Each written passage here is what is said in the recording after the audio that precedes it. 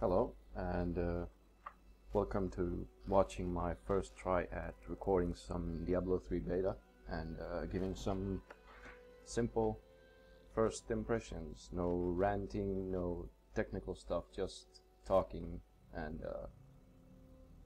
basically just saying what comes to mind, trying to describe some of the things I see, some changes to Diablo 2. Obviously that's a long time ago, so don't quote anything as definite. Just wanted to give you a idea of what feelings the beta awakens and how I feel about the game coming. So this is the character screen when you log in. It's a bit different, but bears quite a resemblance to World of Warcraft. You have the same kind of menu overlay, so it feels kind of familiar. You have 10 hero slots. I have created a few. With the Barbarian, I actually finished the beta. Quite short, you only play through chapter 1 and maximum level is 13 at the moment. But still enough to make you want the game come up faster. So I'm just gonna pick the Demon Hunter. I might do other characters too, but this one is what interests me right now, so I'll just show some of that. What you have on the screen here is profile. You can watch career stats like achievement points, kills, gold. You can also see time played by class, all the 5 classes, and which difficulty, how much total play, highest level. And here you'll probably see combined all characters, the actual hardest boss you killed so far. It doesn't unlock on in the beta yet. You can also go select heroes, watch them, see their stats, the skills, the runes. I'll go through the runes closer in the game. And you can also go inspect and see actually what items you have equipped, which is kind of fun. I've got some, it's the basic. Blue is I think it's uncommon. Yellow is rare. You got the unique, legendary, crafted. I'm not sure about those, so don't quote me. But the basic, +2 maximum fury, that's a barbarian kind of resource thingy. Magical find, holy damage, pretty similar to what you got in Diablo 2.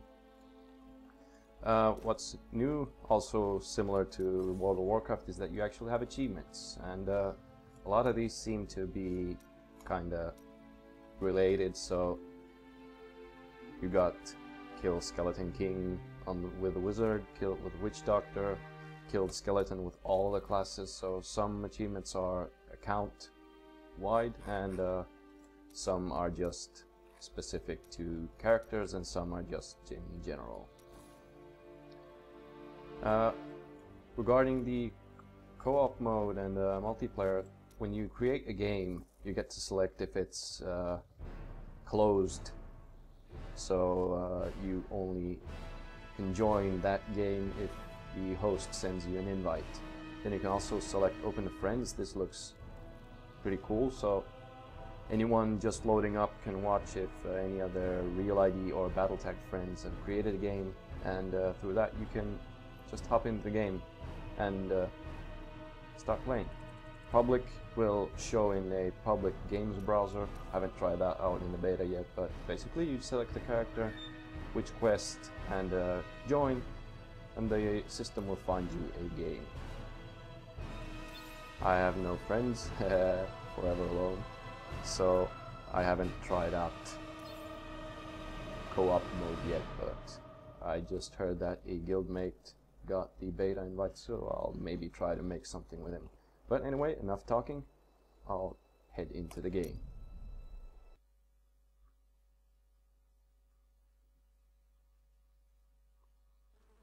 Recording this is the patch 13,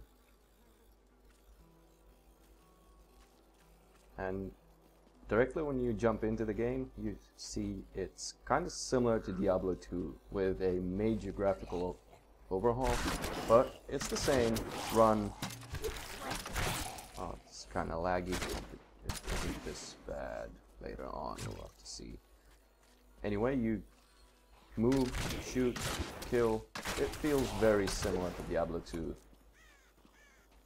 Not in a bad way though.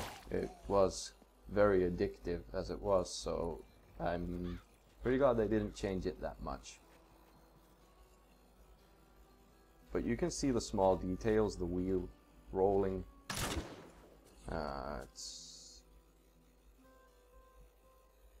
Maybe I get some skills later on, but you can actually see the grass kind of weave around when you move, and if you use skills that have a AoE component, then you can see the grass kind of weave outwards as the explosion or the shockwave or whatever affects it. So it's really nice on the detail.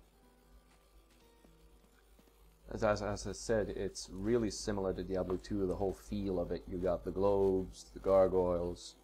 The skill bar is definitely different. I'll go through that once I get some more skills. Zakharum has fallen to disgrace. What faith can save us now? You got your basic merchant. Things for you this fine day. Can buy stuff. Also, the gold is account-wide, so anything I collect here, it also shows on my other characters. That, I think, it's good and bad, because if you collect, I'll just show it and you'll understand. These are stuff that dropped while playing the Barbarian.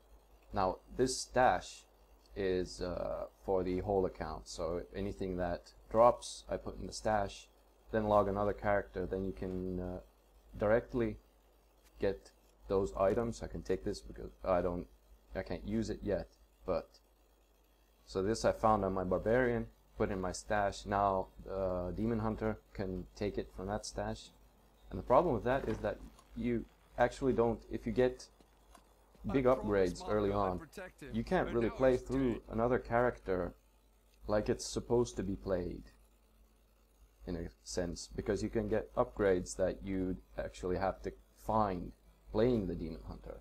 Now that's of course a personal choice if you want to use those items, but it's tempting. It really is. Now the blacksmith unlocked during the playing my first character, so I did a quest for the blacksmith, and after that he is my crafter. So I salvage works kind of like the disenchant in World of Warcraft. So I put magic, rare stuff, salvage it, and after that those materials I can use to create new stuff. This blacksmith is for my account, so anything I learn by training, use gold to learn new recipes, gain levels, etc. All that I learn at using one character is also there for the next characters, so kind of leveling up. A blacksmith is something you do for all characters combined, and that is kind of nice. Again, it may affect the choices that you make. You may get better gear starting out, but I'm not sure if it changes the experience at all. So, enough talking, I'll just go get some quests so you can see the Demon Hunter in action. I haven't played the Demon Hunter yet, so I have no idea what to expect. Leah, is it? Rumford said that you survived the Fallen Star's impact. I did, but it blasted my uncle Deckard Cain into the depths of the old cathedral. I tried to search for him, but the dead were already rising. I came back here to rally the militia, but watch out! The wounded are turning! How satisfying. Oh, level 2. This is Nice. killing business. Okay, now I've unlocked a active skill slot. I'll go through that in a minute. But looting is the same as in Diablo 2. you see all the items that have dropped. And gold can be actually looted by just running over, and that's a nice change because you don't have to spend as much time just clicking everything. But the items you have to pick up the same way as previous. Now let's look at the skills. I got a new skill slot. Open up the skills menu, and the primary, that's the left click.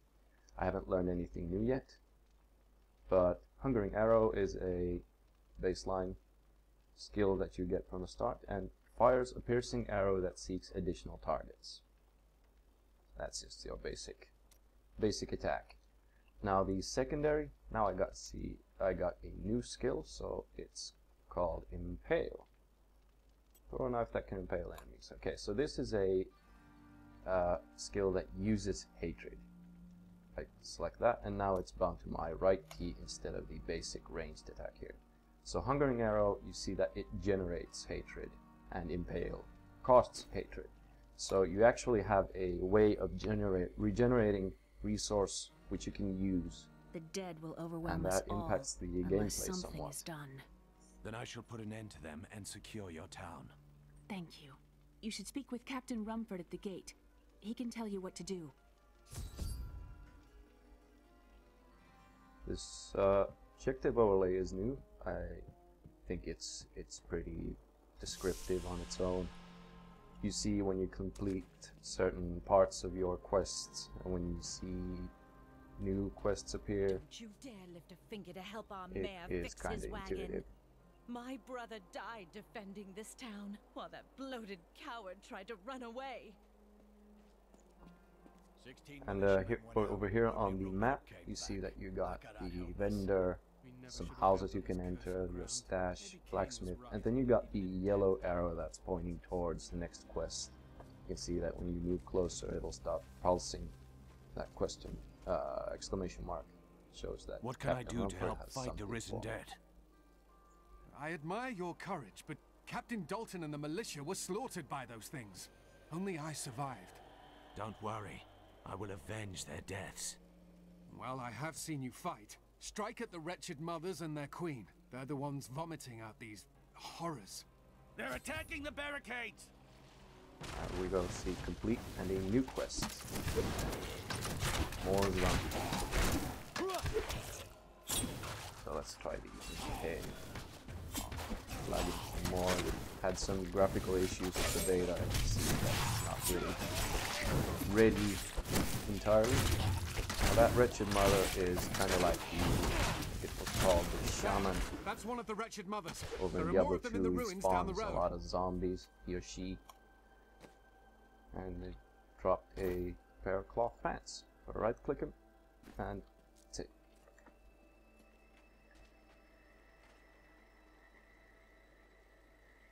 You can see the leaves moving.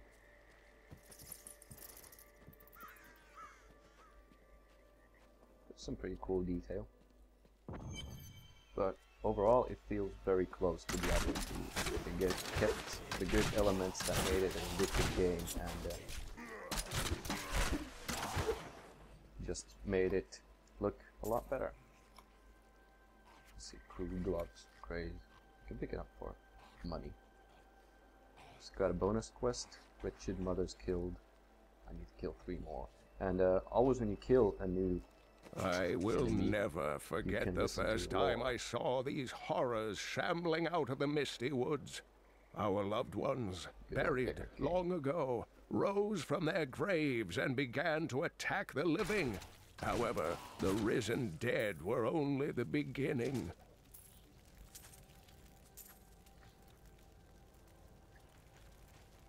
That's kind of cool. You get some quick background info. You can have it play, the sound play in the background while you're killing more. Nice way to get to know the creatures you're killing. Dear reader, I am Abd al-Hazir, adventurer, scholar, and researcher. I share my knowledge of this incredible world and its creatures through my insightful missives, often at grave risk to myself. Why, I was recently in Kanduras, where my tents were ransacked by vicious quill fiends. I was able to beat them off. Yeah, you can go through those in detail later. Don't want to spoil the story or the lore. Now you see that there's, similar as in Diablo 2, there's a lot of places that you can go down into a cellar. There's usually something extra there, and you can see that on the map as well.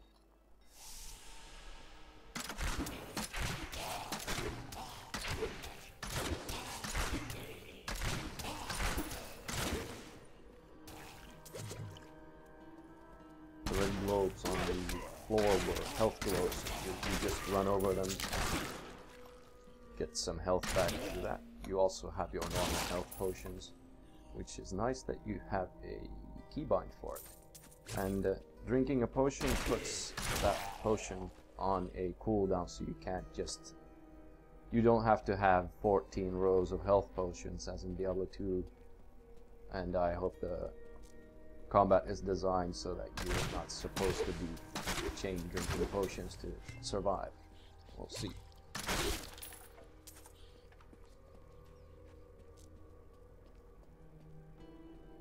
So, apparently nothing special down here, so I'll just go back up and continue.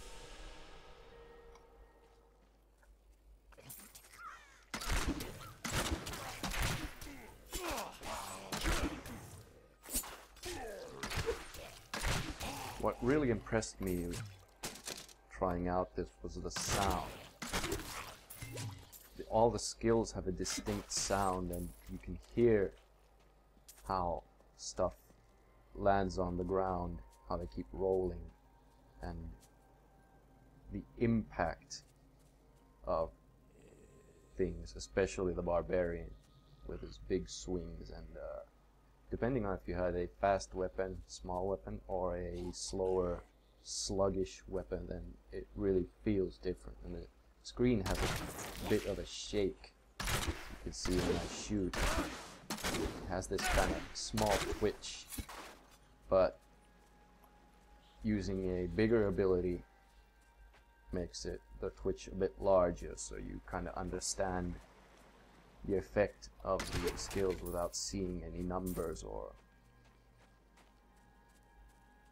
such.